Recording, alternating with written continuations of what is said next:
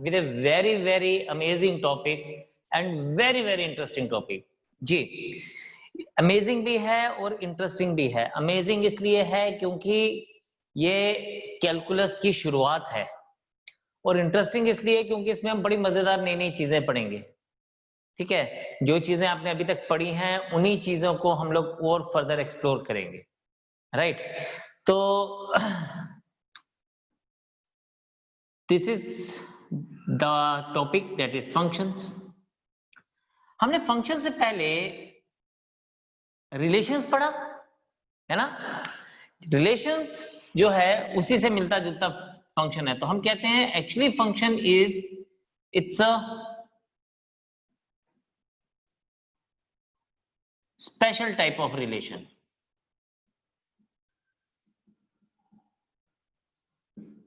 तो जब स्पेशल किसी चीज के साथ लग जाता है ना, तो उसके साथ स्पेशल क्यों बोला जाता है? बिकॉज उसमें कुछ चीजें यूनिक होती हैं जो उसको स्पेशल बनाती हैं, है ना। आप मेरे स्पेशल बच्चे हो क्योंकि आप यूनिक हो मेरे लिए, बिकॉज आप मेरी हर बात मानते हो और रिस्पॉन्ड करते हो प्रॉपरली, इसलिए you are special to me. तो इसी तरह से जब हम लोग इसकी बात करते हैं ना, तो ये स्पेशल टाइप का फंक्शन है, रिलेशन है, जिसको हम लोग फंक्शन बोलते हैं। तो बात वही है, इसकी बेसिक डेफिनेशन क्या है? इट इज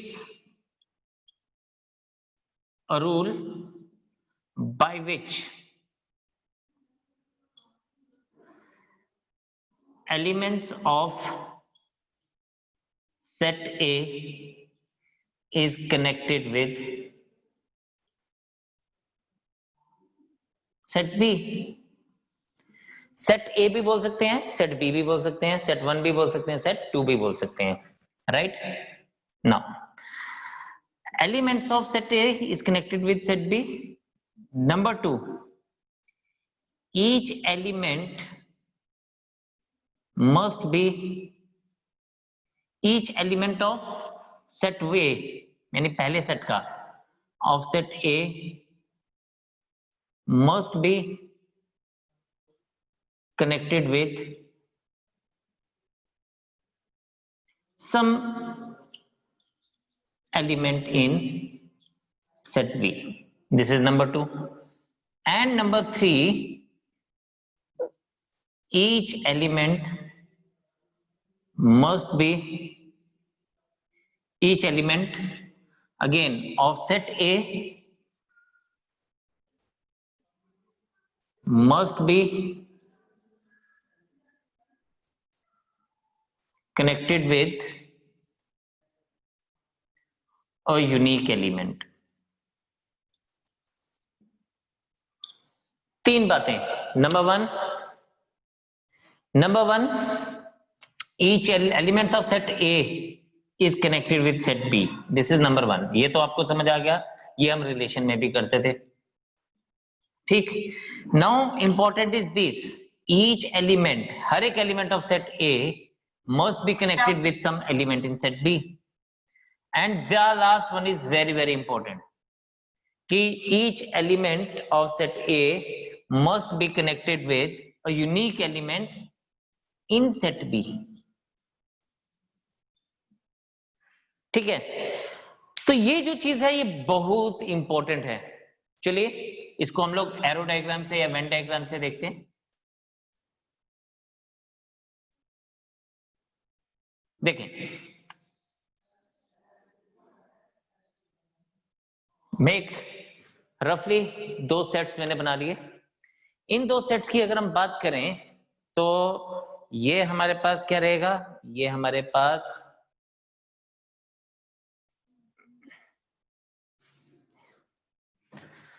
तो यहां पे हम एलिमेंट्स लिख रहे हैं इसके 1 2 3 एंड 4, और यहां पे हम लोग लिख रहे हैं let's say A B C and D, right. तो हर एक एलिमेंट, नंबर 1 इज, अगर ध्यान से सुने तो नंबर 1 इज हर एक एलिमेंट इसका इस एलिमेंट के साथ कनेक्टेड होना चाहिए। तो मैं किसी भी तरह से इसका कनेक्शन बना सकता हूं, लेट्स से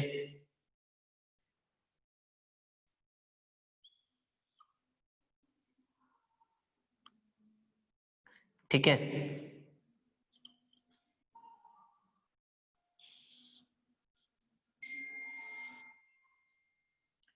बड़ी खिचड़ी सी पका दी, लेकिन हमने देखा कि हर एक एलिमेंट किसी ना किसी के साथ कनेक्टेड है। तो ये जैसा भी फंक्शन है, ये हमारे लिए एक फंक्शन का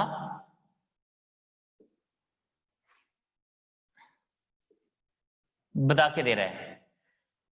फॉर एग्जाम्पल, अगर मेरे पास ये ऐसे हो,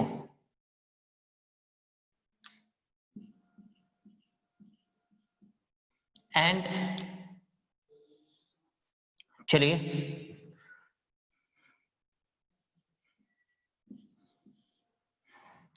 अब मैं क्या करता हूं, मैं यूनिक सा कुछ बनाता हूं।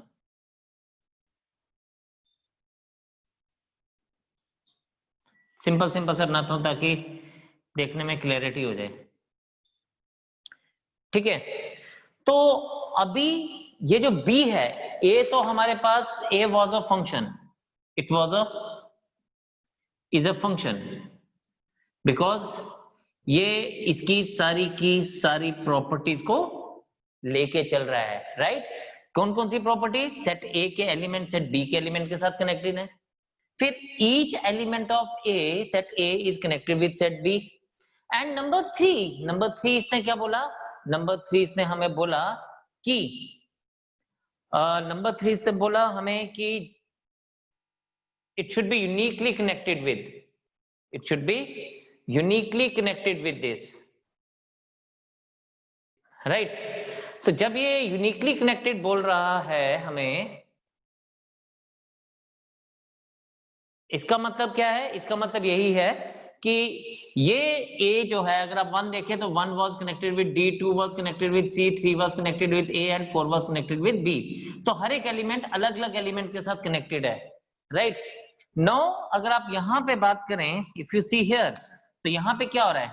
यहां 1 is connected with a, 2 is connected with b, 3 is connected with c, 4 is connected with d।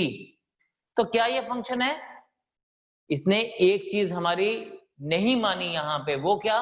वो ये कि ईच एलिमेंट, यहां पे इस 5 के लिए कोई भी वहां पे उसका फ्रेंड नहीं मिला, ठीक है। तो इसलिए ये वाला जो हम लोगों ने एरो डायग्राम या वेन डायग्राम बनाई, this is not representing a function, however it is representing a relation, क्योंकि रिलेशन में इस एलिमेंट के एलिमेंट उस एलिमेंट के उस सेट के एलिमेंट के साथ आपस में कनेक्टेड होने चाहिए, but it is not a function. तो इट इज अ रिलेशन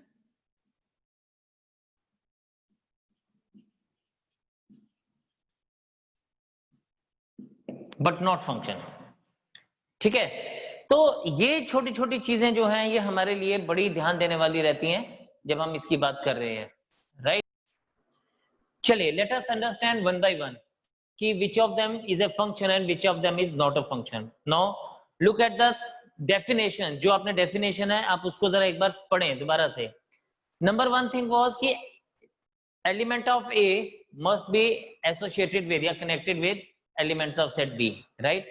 तो यहाँ 1 2 3 4 5 is connected with elements of set B, that is very fine, right। Number two was कि each element must be connected, मतलब there should not be any element left in A में कोई भी ऐसा element रहना नहीं चाहिए जो B के किसी एलिमेंट के साथ कनेक्टेड ना हो, ठीक है। तो ये उस प्रॉपर्टी को भी सॉल्व कर रहा है, उस प्रॉपर्टी को भी सेटिस्फाई कर रहा है, 1 2 3 4 5 और ये सब लोग इसके साथ connected. And third thing is कि हर एक एलिमेंट जो है वो यूनिकली कनेक्टेड हो with the element of set B।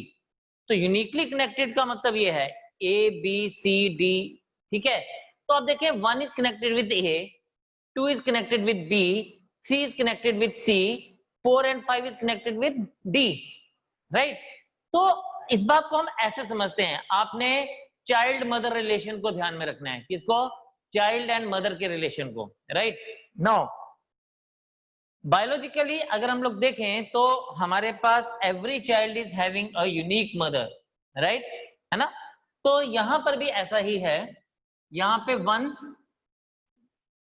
Has his mother as A, 2 has his mother as और her mother as B, 3 has his her mother as C, and 4 और 5 की mother जो है वो D है, दोनों की मदर जो है वो D है। इसका मतलब it is forming a function, right.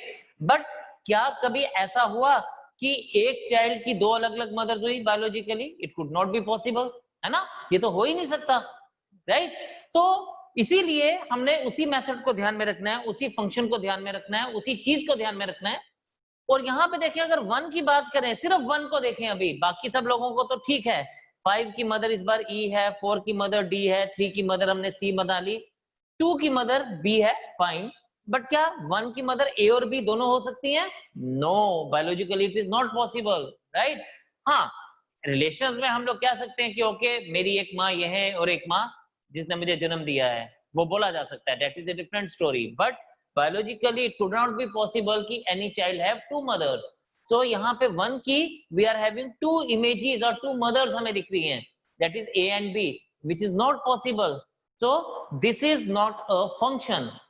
ठीक, रिलेशन पॉसिबल है बट फंक्शन नहीं है। तो इन जनरल भी ये रिलेशन पॉसिबल है और एक्चुअल में ये पॉसिबल नहीं है, और मैथमेटिक्स की लैंग्वेज में भी ये रिलेशन है बट ये फंक्शन नहीं है। तो this thing has to keep it in mind, right. तो इसलिए डी जो है ये हमारा फंक्शन नहीं है, ठीक है। C was a function, right. Now let us come to fifth, E. E में if we see A, B, C and D, these four are children, right, and they have one mother, that is 1. So they all are having same mother. It could be biologically possible, yes, there can be 4 children who is having one mother, right. But on the contrary, 4 mothers cannot be of one child, right, or one child cannot have 4 mothers, right, but 4 children can have one mother. So in this case this is also a function because it is satisfying all the properties of a relation to be a function. Number 1, every individual, yeah, every element of A must be associated with element in B, okay. Number 2 is each element of A must be related with some element in B, so definitely it is associated. And number three is they should be connected uniquely with the element in B, yes, तो यहाँ पे ये unique connection ही बन रहा है, right. तो in that case हम लोग इसको ऐसे भी समझ सकते हैं कि अगर किसी एक आदमी के लिए, यानी जो सेट ए के एलिमेंट्स हैं उनके लिए अगर कोई आदमी एक करेक्टर की बात करता है, दैट इज फाइन। बट अगर वो उसके 2 करेक्टर्स की बात करता है तो फिर there is a problem. For example, if I say mister X is a very good person, but आप में से एक मुझे, लेट्स से सोनू, मुझे बोलती है नो सर, आपको तो पता ही नहीं है कि वो किस तरह का बंदा है, वो तो बड़ा ही घटिया आदमी है। तो इसका मतलब हम दोनों की राय अलग अलग हो गई। When we are having different राय for a particular person, it means वो बंदा सही नहीं है, और जब वो बंदा सही नहीं है तो वो फंक्शन में नहीं बुलाया जा सकता। इसीलिए जब हम लोग यहाँ पे बात कर रहे हैं कि 1 की 2 अलग अलग कैरेक्टर्स दिख रहे हैं, एक ए में और एक बी में, इसका मतलब this is not forming a function. But जब हम लोग बहुत सारे लोगों का एक कैरेक्टर बता सकें, फॉर एग्जांपल जैसे मैं आप लोगों के लिए बोलता हूं कि आप मेरे जो बच्चे हो ना, you all are very unique because you all are very dedicated, तो इस केस में क्या हुआ, आप सबका जो डेडिकेशन है वो आपको मेरे साथ जोड़ रहा है, ठीक है। तो इसका मतलब you all can have a same quality and same character. But अगर कोई XYZ बंदा है, आप में से नहीं, बाहर का कोई, उसके लिए भी मेरे ये एक ही राय है कि यार ये बंदा बड़ा डेडिकेटेड लगता है यार, ये जो मिस्टर एक्स है ना, मिस्टर एक्स क्यों, हम कोई और नाम लेते हैं, फॉर एग्जाम्पल ये जो सलमान खान है ना, ये बड़ा डेडिकेटेड लगता है यार, क्या बंदा है यार, कितना सही काम करता है। तो बाद में पता चलता है नहीं जी, सलमान खान डेडिकेटेड तो है एक बंदे के हिसाब से जब सामने होता है, लेकिन पीछे से उसका कैरेक्टर कुछ अलग है। तो इसका मतलब उसके 2 अलग अलग कैरेक्टर हैं। तो इसलिए जब जिस बंदे के 2 अलग अलग कैरेक्टर होंगे, हम उस बंदे को फंक्शन में नहीं बुला सकते, राइट। तो you have to be very careful when we are talking about function. If any of the element is having 2 characters, then it could not be considered into being a function. Whereas if many people are having the same quality or same image, तो हम उसको कहेंगे कि it could be a function. No, बात करता हूं आपसे image और प्री इमेजेस, दो चीजें अलग अलग वर्ड हैं जो यूज होने हैं आगे, वो क्या होती हैं। जैसे फंक्शन की बात करें ना, तो फंक्शन क्या होता है बेटा, मैं हमेशा बोलता हूं फंक्शन इज ए मशीन जिसमें हम कोई इनपुट डालते हैं और हमें कोई आउटपुट मिलता है, राइट। ये बात हम लोगों ने बात की थी। जैसे जैसे कैलकुलेटर में आप 3+4 डालोगे तो हमें इनपुट डाल रहे हैं, कैलकुलेटर उसको प्रोसेस करता है एंड इट गिव्स अस 7, तो उसका आउटपुट निकलता है। बट वो जो कैलकुलेटर के अंदर प्रोसेसिंग हो रही है वो उसका फंक्शन है। नो, अंडरस्टैंड इट, हमारे पास ये जो पहले वाले सेट के एलिमेंट्स होते हैं ना, हम बोलते हैं ये प्री इमेजेस हैं। प्री इमेजेस, प्री मतलब पहले वाली इमेजेस हैं, और ये फंक्शन के अंदर इनकी प्रोसेसिंग हुई, जिस भी हिसाब से हुई, जो भी रूल दिया जाएगा, तो ये बन जाती हैं इमेजेस। तो अब हम लोग मैथमेटिकली लैंग्वेज में इसकी बात करें तो किसी भी एलिमेंट की दो इमेजेस नहीं हो सकती जब वो फंक्शन के अंडर होता है। तो हाँ हाँ, उसकी प्री इमेजेस दो हो सकती हैं, किसी इमेज की एक से ज्यादा प्री इमेजेस हो सकती हैं, बट किसी प्री इमेजेस की दो एक से ज्यादा इमेज नहीं बन सकती, because image has to be unique. You have to remember this, image has to be unique, right. तो ये बड़ा इंपॉर्टेंट था, इसमें एक फैक्टर था, राइट। समझ आ गई ये बात। चलें आगे, और ये दिल मांगे मोर, चलो देखते हैं। यहां पे अगर हम लोग देखें, हमारे पास दो सेट्स हमने लिए, राइट। आप देख सकते हैं यहां पे हमारे पास दो सेट्स हैं, set A 1 2 3 and 4, set B 7 8 9 10 and 11। आपने ये जो एक नोटेशन देखी, ये व्हाट डज इट मीन, इसका मतलब है हमने एक रूल है f, यानी फंक्शन है f which is from a to b। इसका मतलब है f is a function from a to b, मतलब कि ये जो है एक फंक्शन है जिसका पहला सेट a है और दूसरा सेट b है, जिसका पहला सेट a है और दूसरा सेट b है, तो ये एक फंक्शन है, ठीक है। तो इस पूरी लाइन का मैथमेटिकल मतलब क्या है, f is a function from set a to set b, ठीक है। अब सेट ए आपके पास गिवन है 1 2 3 4, सेट बी आपके पास गिवन है 7 8 9 10 11। तो नो लेट अस चेक कि ये जो चार हमारे पास ऑर्डर्ड पेयर में जो सेट दिए गए हैं, इनमें से कौन सा फंक्शन है और कौन सा फंक्शन नहीं है। लेट अस सी वेरी केयरफुली, देखें इसको। नंबर 1 है 1 7 2 8 3 9 एंड 4 10। मैंने आपको बोला कि फंक्शन जो है it is a special type of relation, right. और रिलेशन क्या होता है, relation is set of ordered pairs, right. It is subset of A cross B, याद है ना ये बात। तो ए क्रॉस बी क्या होता है, ए क्रॉस बी में ऑर्डर्ड पेयर्स होते हैं जिसका पहला एलिमेंट फर्स्ट सेट से होता है और दूसरा एलिमेंट सेकंड सेट से होता है, याद है ना ये आप सबको। तो यहां पर भी बेटा अगर ये फंक्शन एक रिलेशन होता है तो रिलेशन वही होगा कि इसका भी पहला एलिमेंट फर्स्ट सेट से होगा और दूसरा एलिमेंट सेट बी से होगा, राइट। तभी तो हम इसको कहेंगे it is a function from A to B, yes. तो अब यहां पे देखिए मेरे बच्चे, फर्स्ट सेट ए से है, 7 सेट बी से है, ओके। 2 ए से है, 8 बी से है, वेरी गुड। सी 3 से है एंड 4 भी 3 से है, 9 बी से है और 10 भी बी से है, वेरी गुड। अब यहां पे ये पहली कंडीशन तो सेटिस्फाई होगी हमारी कि हर एक एलिमेंट की कोई ना कोई इमेज है। तो 1 की इमेज 7, 2 की इमेज 8, 3 की इमेज 9 एंड 4 की इमेज 10, और ये जो इमेजेस हैं they belong to set B, और they all are uniquely associated. मतलब 1 की एक ही इमेज है, 2 की भी एक ही इमेज है, 3 की भी एक ही इमेज है और 4 की भी एक ही इमेज है। सो हम लोग क्या कहेंगे, दिस इज अ फंक्शन। तो first f is a function, f जो है ये फंक्शन की सारी प्रॉपर्टीज को सेटिस्फाई कर रहा है, इसलिए ये फंक्शन है, यस। और इसी तरह से आगे देखते हैं जी। 1, ओके, ये भी 1 है, first element 2 3 and 4, yes they all belong to set A, पहली condition satisfy, right. Number 2, each element of A must be associated with the elements in B. तो हमने देखा each element of A is there. And third is कि it should be unique. But problem कहाँ आ गई? Problem आ गई यहाँ कि 1 की इमेज 8 भी है, 1 की इमेज 9 भी है. अब 1 की दो इमेजेस बन रही हैं, तो that is a problem for us, right? That is a problem for us. इसका मतलब ये हमारे पास फंक्शन नहीं है. क्यों नहीं है? बिकॉज 1 ने गड़बड़ कर दी. यहाँ पे 1 ने अपनी दो इमेजेस दिखा दी. कौन कौन सी? एक 8 और एक 9. इसलिए 1 हमारे पास फंक्शन नहीं है. Yes. Then third is h. h को देखते हैं. h का 1 and 8, 2 and 7, 3 and 10, 4 and 9. Okay. अब यहाँ पे अगर आप देखें तो 1 की इमेज 8 आ रही है, फाइन.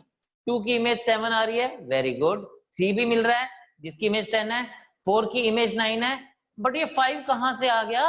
5 तो हमारे पास है ही नहीं सेट ए में. और जब सेट ए में 5 है ही नहीं तो हम उसकी इमेज फाइंड आउट कर ही नहीं सकते.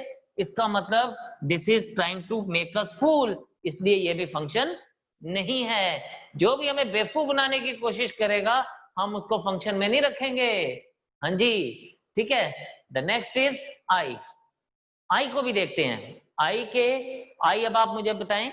आई में 1 का इमेज 8 ओके, 2 का इमेज 8 ओके, 3 का इमेज भी 8 ओके, 4 का इमेज भी 8. क्या ये फंक्शन है? सबसे पहले तो हमने देखना है कि ये 1 2 3 एंड 4 ये सारे एलिमेंट सेट ए से लिए जा रहे हैं. Okay, that is fine. क्या सेट ए के सारे एलिमेंट्स लिए गए? 1 2 3 4, यस, वो भी लिए गए.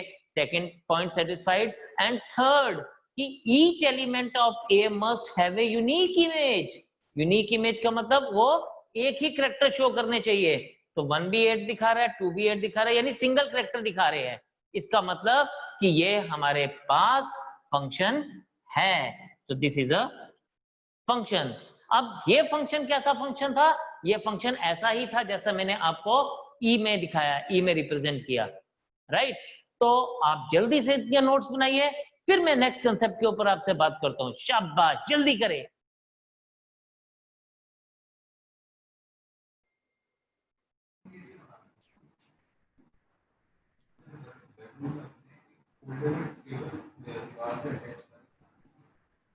Domain is input. और हम लोग रेंज की बात करें तो रेंज इज आउटपुट. मैं डोमेन को बोलता हूं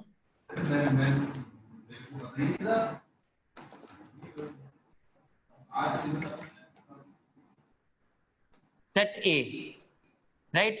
Whole of the set A is input. And number 2, range को बोलता हूं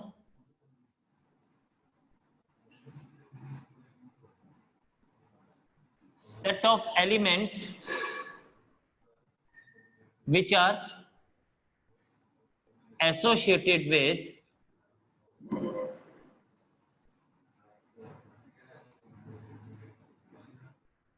elements of set A, they are called range or output.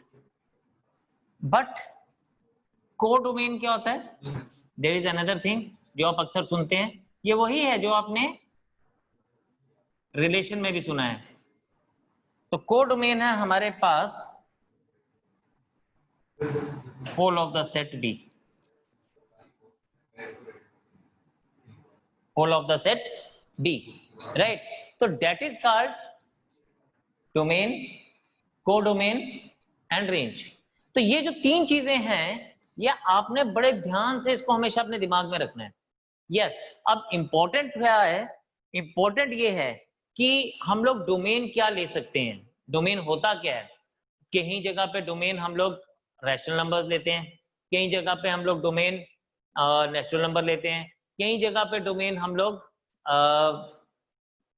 Real numbers भी ले सकते हैं. तो डिपेंड करता है फ्रॉम फंक्शन टू फंक्शन कि हम लोग डोमेन ले क्या रहे हैं, राइट? तो डिपेंडिंग अपॉन दैट कि हमारे पास फंक्शन है क्या. उसके ऊपर डिपेंड करता है कि हमारे पास डोमेन क्या लिया जा सकता है। No, listen to one very मजेदार सी सिंपल सी एग्जांपल। जैसे अभी क्या है, गर्मियां चल रही है ना, तो बहुत सारे लोग शुगर केन जूस पीते हैं, बहुत सारे पीते भी हैं। अब शुगर केन जूस अगर आपने बनाते हुए देखा होगा ना, तो वो मशीन बड़ी अलग सी होती है ना। उसको वो लोग क्या करते हैं, वो अलग टाइप की होती है, वो आम जो हमारे घर में जूसर है वैसे नहीं होती, वो अलग टाइप की रहती है। उसमें वो क्या करते हैं, वो एक तरह से शुगर केन को डालते हैं, उसको जोर से, इतनी जोर से स्क्वीज करते हैं कि उसका जूस निकल जाता है, एंड देन हम लोग उसको लेते हैं। वो जो शुगर केन है, that is input, that is domain, right. वो जो मशीन में प्रोसेसिंग हो रही है, जो उसको स्क्वीज करके आगे की तरफ धकेल रहा है, दैट इज फंक्शन, वो उसकी प्रोसेसिंग कर रहा है।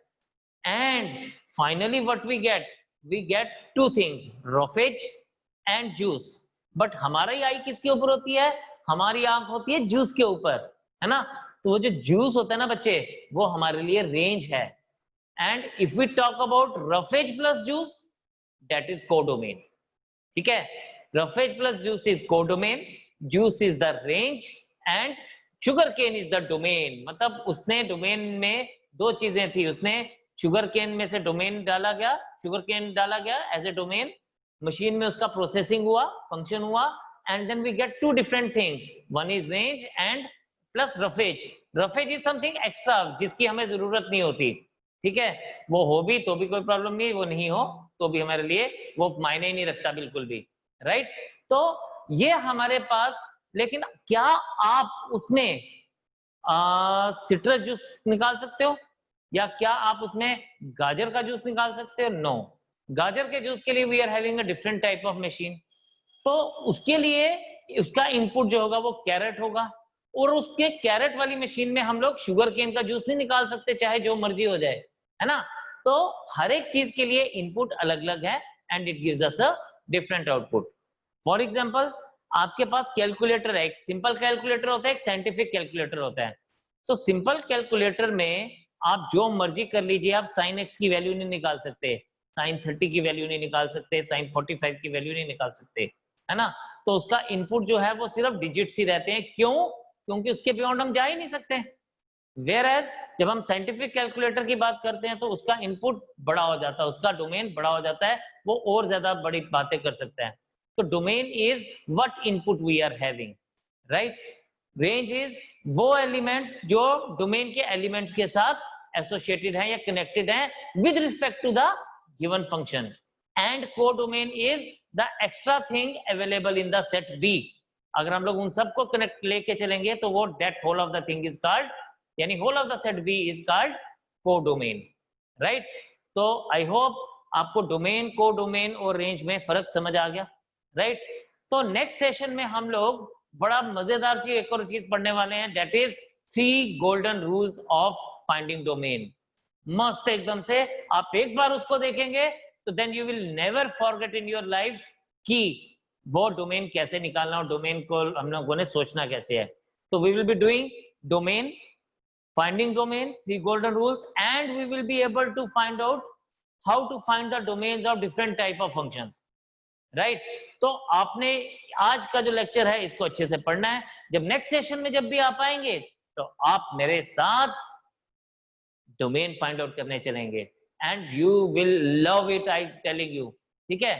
So all the very best, read it carefully, and let's go ahead with the things. और आपसे एक मैंने रिक्वेस्ट किया था कि हमारे चैनल को सब्सक्राइब करिए, अपने फ्रेंड्स तक पहुंचाइए, और ताकि उन लोगों को भी कुछ नई चीजें पढ़ने और देखने का मौका मिल जाए, और कुछ लोगों का भला हो जाए, ठीक है। तो आज के लिए इतना ही, आपसे नेक्स्ट सेशन में दोबारा मुलाकात होगी, तब तक के लिए जय हिंद।